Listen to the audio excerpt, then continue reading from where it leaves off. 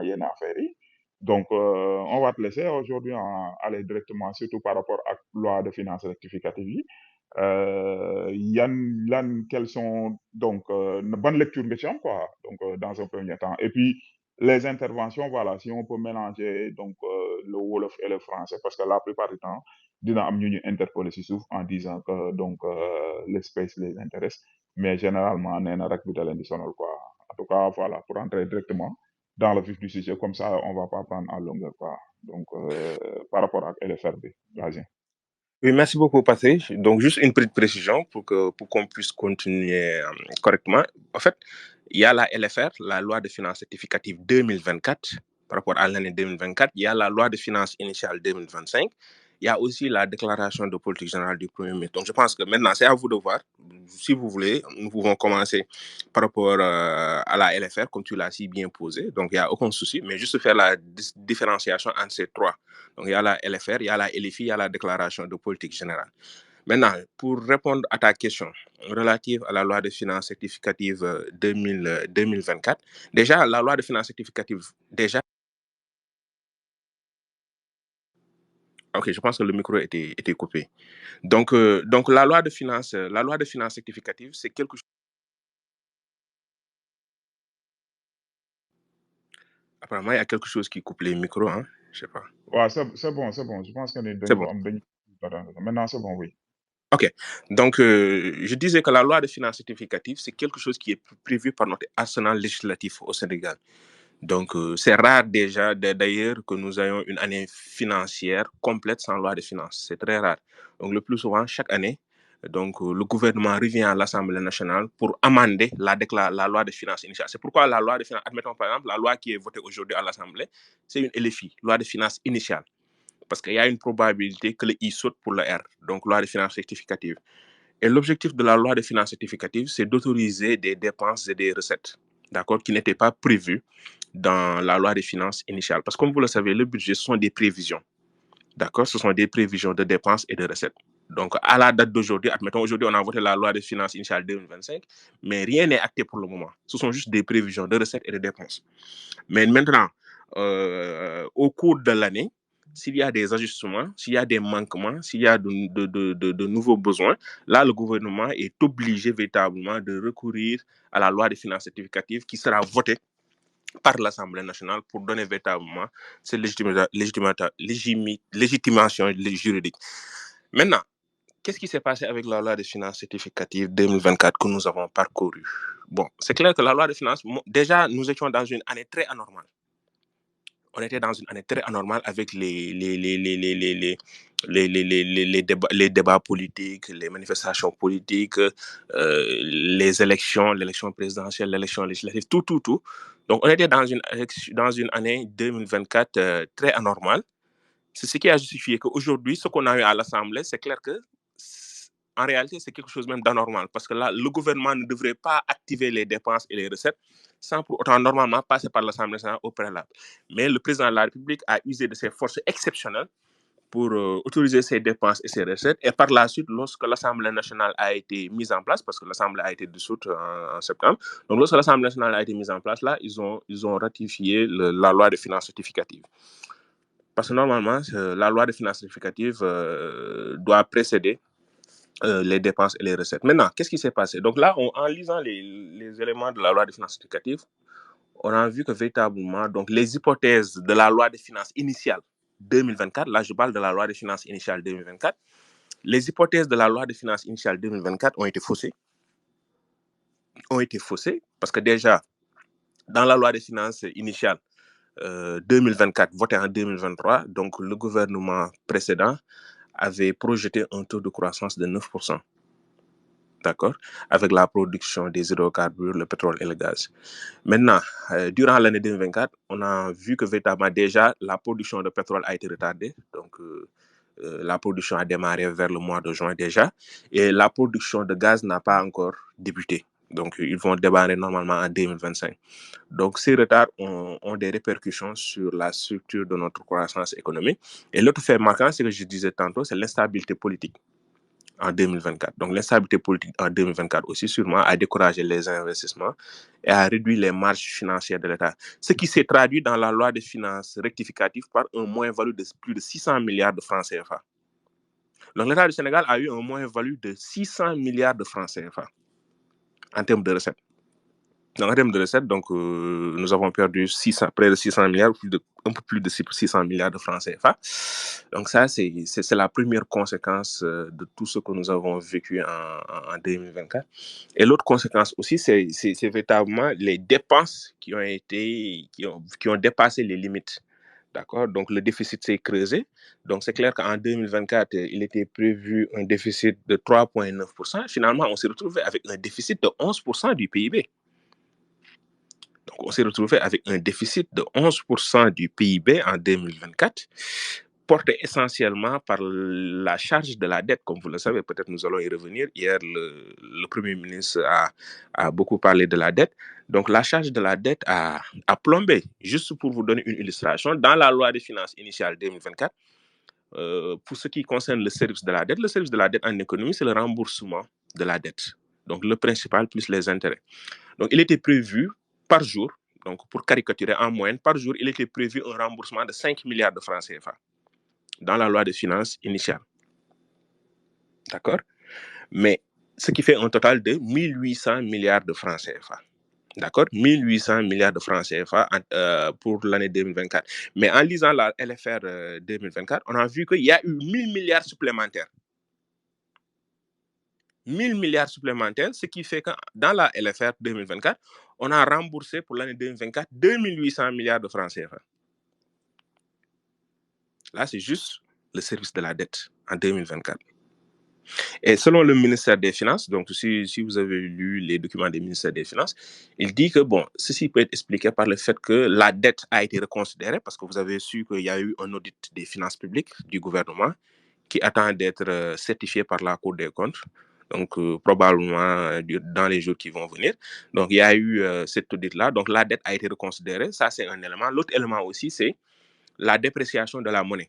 Donc, ça aussi, c'est un élément capital qui a joué sur... Parce que, comme vous le savez, donc, nous avons une dette qui est majoritairement libellée en dollars et en euros. Donc, il y a ce qu'on appelle en économie un risque de change. Il y a eu un risque de change. Donc, ce risque de change a joué sur le service de la dette. Donc ça, c'est un élément. L'autre élément aussi, ce sont les prêts-projets qui ont décollé. Les prêts-projets, ce sont les prêts à taux concessionnels des partenaires techniques et financiers classiques. Donc, les prêts-projets aussi ont décollé. Il y a eu aussi des dépenses d'urgence. Comme vous le savez, il y a eu les inondations, il y a eu véritablement les élections, les dépenses liées aux élections. Il y a eu aussi les mesures de soutien aux ménages, les dépenses extraordinaires. Il y a eu aussi les subventions à la campagne agricole. Il y a eu aussi l'appurement de la dette intérieure. Donc, il y a eu plusieurs dépenses exceptionnelles au cours de l'année 2024. Donc, ce qui s'est traduit véritablement par un déficit de 11% du PIB contre 3,9% initialement prévu dans la loi de finances initiale. Maintenant, donc ça, c'était la LFR, donc qui a été votée aussi. Donc, qui a été votée par l'Assemblée nationale, qui a autorisé au gouvernement de recourir à ça, même si c'était un peu tardif, mais on comprend, c'était l'année 2024 qui était anormale, c'était une année anormale. C'est pourquoi même aujourd'hui, le Premier ministre a usé de son droit constitutionnel pour la première fois de l'histoire politique du Sénégal pour invoquer le vote sans débat du budget, parce que le temps n'était plus permis. Donc, 31 décembre, c'est dans quelques jours. Donc, il fallait véritablement recourir à cette mesure exceptionnelle qui va rentrer d'ailleurs dans l'histoire politique du Sénégal, comme le dit le professeur constitutionnaliste Meïssa Diakhaté. Maintenant, donc c'est ça la LFR. Je ne sais pas si vous avez une autre question par rapport à la LFR pour qu'on soit structuré dans le débat avant de passer peut-être vers la LFI ou bien la déclaration de politique générale. Mais la LFR, c'est ça. Donc, la lecture que nous avons, c'est que l'année 2024 était très dure économiquement pour le Sénégal. L'année 2024 était très dure. Les finances publiques ont été éprouvées, principalement par la charge de la dette, d'accord, et véritablement par les dépenses, donc qui ont été véritablement des dépenses exceptionnelles et aussi des moins-values en termes de recettes dues principalement au retard noté sur la production des hydrocarbures, mais aussi à l'instabilité politique qui sûrement a découragé beaucoup d'investisseurs.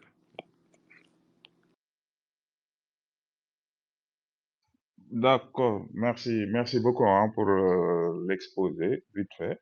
Attends, il y a Hayati qui est là. Donc, comme ça, s'il a quelque chose à intervenir. Il y a aussi Ni Kinyufal. Donc, j'ai vu que tamit, par rapport à, comme tu l'as dit, s'il y a des gens, ils pourront intervenir directement. Donc, c'est pourquoi je lui ai envoyé l'invitation, comme c'est un économiste aussi. Donc, comme ça, il pourra nous donner aussi sa lecture. Hayati, tu avais quelque chose à ajouter ou voilà? Comme ça, je continue directement.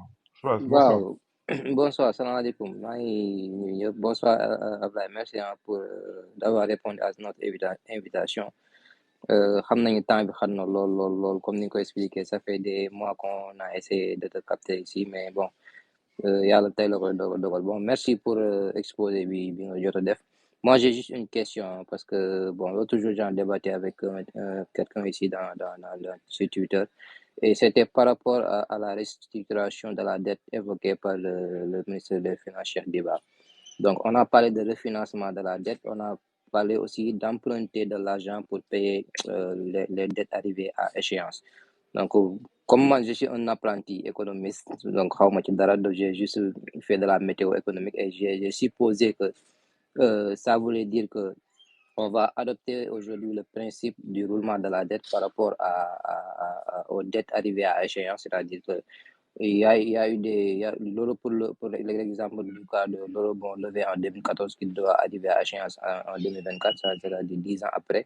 Donc, en plus de payer les intérêts, nous devrons payer le principal. Donc, d'après ma lecture de ce que j'ai compris, là, le ministre veut dire qu'aujourd'hui, le Sénégal va faire encore un autre prêt ou bien va lever un autre eurobond pour rembourser cet eurobond-là. Et pour les autres dettes que nous avons, c'est-à-dire que celles qui devraient arriver à échéance peut-être qu'en 2029 ou bien 2028, 2026, je dis n'importe quoi. Donc, on va refinancer ces dettes-là. Refinancer ces dettes-là, c'est-à-dire étendre les délais de paiement. Et moi, ma question par rapport à ça, c'est est-ce que ça va nous coûter plus? Parce que normalement, si on doit payer ses dettes avant 2026, par exemple, et aujourd'hui, on demande de prolonger les paiements jusqu'en 2028. Donc, ça veut dire qu'on va payer moins en service de la dette, mais à la fin, on va payer plus que ce qui était prévu. Donc, je lis ici le texte, bon, pas le texte, mais ce que le ministre a dit. Il a dit, face à la dette publique lourde, le gouvernement adopte une stratégie de gestion active de la dette. Il s'agit d'un refinancement de maturités plus courtes vers des maturités plus longues. En pratique, cela implique de racheter les obligations arrivant bientôt à échéance grâce aux fonds obtenus de nos emprunts à long terme. Donc, c'était ça ma question. Si tu peux éclairer mon intérêt par rapport à ce sujet-là. Merci beaucoup.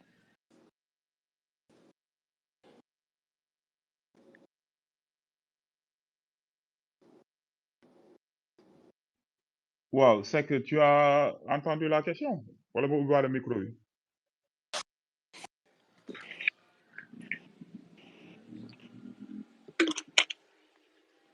Micro.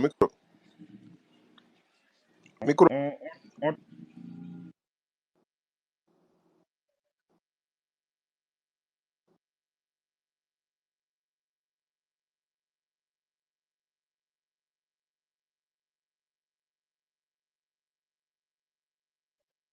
C'est que tu nous entends?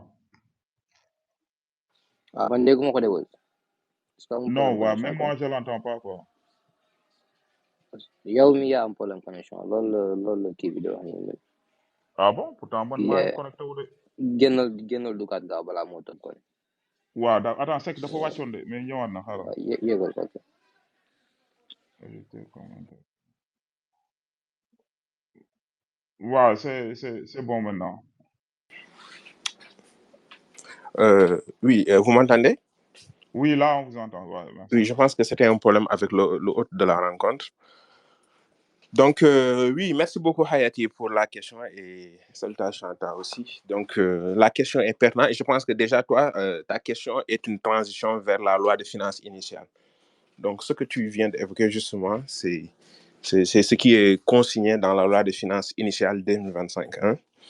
Je pense qu'il y a eu peut-être une fausse information qui a été relayée par Bloomberg, hein, donc qui est un journal d'information économique et financière sur le Sénégal peut-être. Et je pense que le ministre, ils ont écrit au ministre qui a démenti parce qu'en réalité, parce que le premier volet de ta question, c'est la restructuration de la dette. Donc, c'est clair que Bloomberg a essayé de faire croire que l'État du Sénégal veut s'engager dans le chemin de la restructuration de la dette. Or, les termes ont leur sens. L'État du Sénégal ne pense même pas à la restructuration de la dette. Donc, les termes ont leur sens. D'accord? Donc, et d'ailleurs, le ministre l'a précisé dans sa réponse qu'il n'est pas à l'ordre du jour. La restructuration de la dette n'est pas à l'ordre du jour au niveau du Sénégal. Maintenant, qu'est-ce que c'est que la restructuration de la dette? En réalité, la restructuration de la dette, c'est que, admettons, le Sénégal discute avec ses différents partenaires pour diminuer la valeur financière de la dette. D'accord? Si le Sénégal voulait diminuer la valeur financière de la dette, là, on va parler justement de restructuration de la dette. Pour vous donner juste quelques éléments, quelques exemples de restructuration de la dette, c'est ce qu'on appelle les initiatives d'annulation partielle ou totale de la dette. Les annulations de la dette, par exemple, le Sénégal a eu à bénéficier de cette initiative-là sous Wade pour une annulation de la dette. Il y a d'autres pays, la Zambie récemment, comme vous le voyez en 2024. Donc là, ce sont des éléments, des exemples illustratifs de la restructuration de la dette. Donc c'est le fruit de négociations avec les partenaires concernés. Mais à date, le Sénégal ne compte pas véritablement restructurer sa dette. Ce qui est prévu, en réalité, en économie, c'est ce qu'on appelle le reprofilage de la dette. Donc, c'est le reprofilage de la dette qui est souhaité par le ministère des Finances et non la restructuration de la dette. Qu'est-ce que c'est que le reprofilage de la dette? C'est justement gérer le portefeuille de notre dette pour étaler les échéances. C'est ce que tu viens de dire. Donc, c'est véritablement l'étalement des échéances, le raisonnement de la dette. Maintenant, comment faire pour réussir cela? Donc, l'État du Sénégal, comme tu l'as bien dit, dans la loi de finances initiale, on voit qu'il y a 2 points. Il y a 2 points qui seront très difficiles. C'est déjà l'année 2025, l'année 2026 et l'année 2027.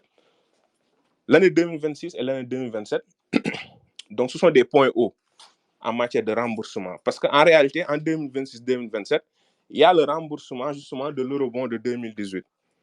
Et la particularité des eurobonds, c'est que vous prenez aujourd'hui un eurobond, jusqu'à l'échéance, vous ne payez pas le principal de l'eurobond. Vous payez juste les intérêts chaque année. Mais arrivé à la date d'échéance, vous remboursez la totalité du principal. D'accord?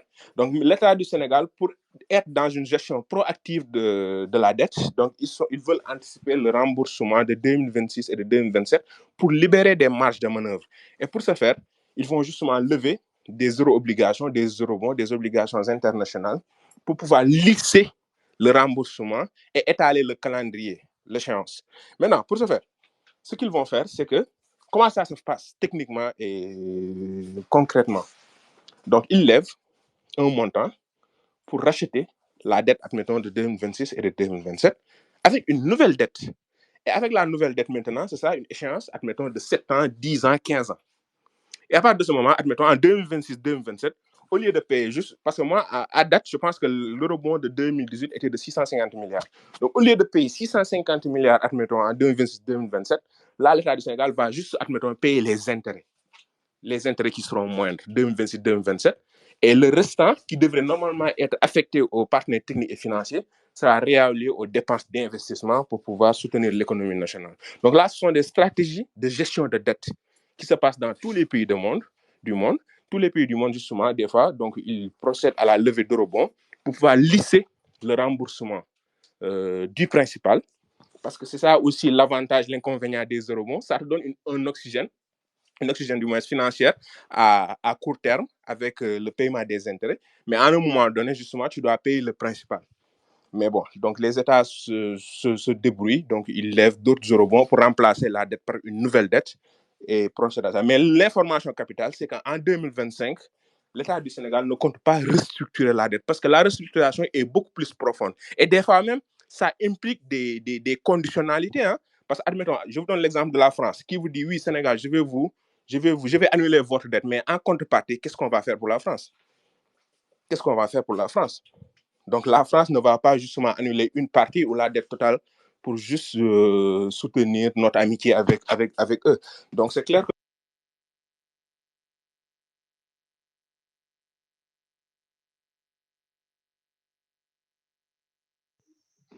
Là, vous m'entendez? micro yi dafa mel na am na ku coupé de.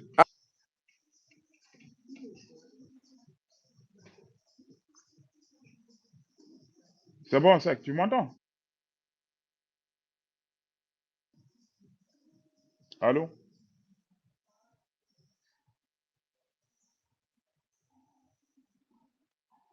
Réactiver le micro. micro yi mooy tëj waaw am na koy laal am na koy micro yi laal day tëj dafa mel si na yéen ñi dafa am na mel koy na am laal na koy aussi laal bi de. quoi yéen ñaa ñu ko aussi am na koy laal kii bi moo tax affaire di sauté quoi. Seck, tu peux continuer, excuse-moi, hein, ci coupure bi. mais Seck tamit day yéeg di wàcc rek. waaw des fois on a. Mayoro C'est xanaa bon, yow vous da nga nekk m'entendez? oui on vous entend. Mayoro sa téléphone xanaa fa am boy bu ko yor Allô? di ko manipuler kan. oui c'est Allô? bon continue il y avait une petite coupure. waaw Seck ñu ngi lay dégg. Ok, d'accord. Bon, c'est un peu bizarre, hein? daa am koy laal kii bi quoi micro xam boo xoolee des fois sa loxo day laal mute bi boo ko mutee day tëj ñëpp moo tax des fois booy wax muy dal quoi mais mi ngi la koy signaler Ok. xam naa déggante wala mais allez-y mi ngi lay dégg. Ok, d'accord. Bon, c'est ça. Bon, globalement, la question en lien avec la restructuration de la dette, c'était une mauvaise interprétation de ce qui est consigné dans la loi des finances. Ce qui est consigné dans la loi des finances, c'est un reprofilage de la dette, hein, pour pouvoir lisser les remboursements prévus en 2026 et 2027 et étaler les échéances. D'accord? C'est une gestion proactive de la dette. Et maintenant, la restructuration est beaucoup plus complexe, comme je l'ai évoqué. C'est le cas de la réduction de la valeur financière de la dette à travers, des fois, l'annulation partielle ou totale de la dette. Donc, c'est ça. Donc, par rapport à ta question en lien avec les propos du ministre des Finances en lien avec les échéances de 2026 et de 2027.